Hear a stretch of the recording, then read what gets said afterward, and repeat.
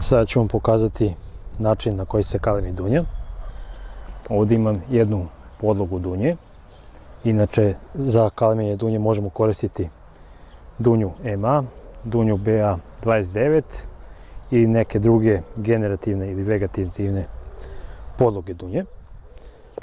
Ovdje imam kalem grančice uzete u vreme mirovanja, a na podlozi, sada ću vam pokazati, vegetacija je već krenula, evo vidite listići, i sada ćemo izvršiti kalemljenje.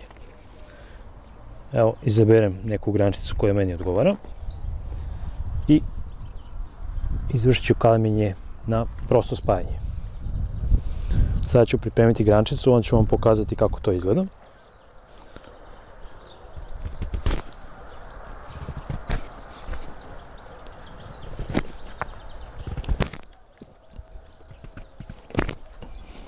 Evo ovako.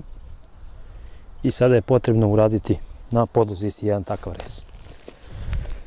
Evo, izaberemo negdje gdje je ista debljina i pokušamo napraviti isti takav rez.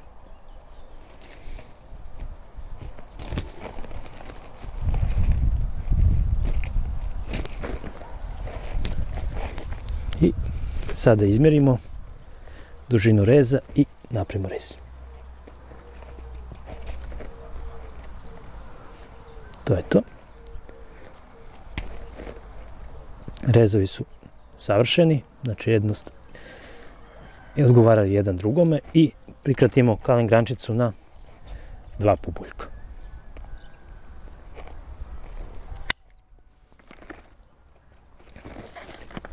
Sada postavimo kalem grančicu tako da se kore lepo spajaju. Evo vidite. I vršimo zamotavanje kalem grančice sa folijom. Znači, kada motamo, uvijek pogledamo da nam se kalem grančica nije pomerila i onda nastavimo zamotavanje.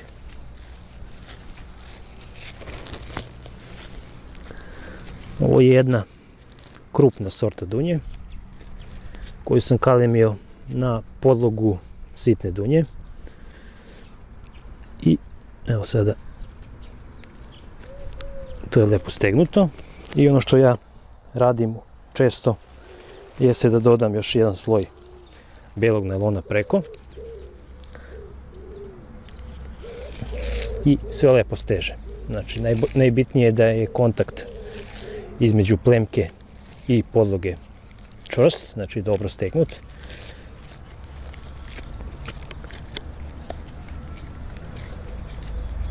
Evo vidite, to bi bilo to. I ono što je još potrebno jeste da na vrh kalem grančice stavimo nešto da ne bi se isušivala kalem grančica. Ja koristim u zadnje vreme najčešće lepak za drvo.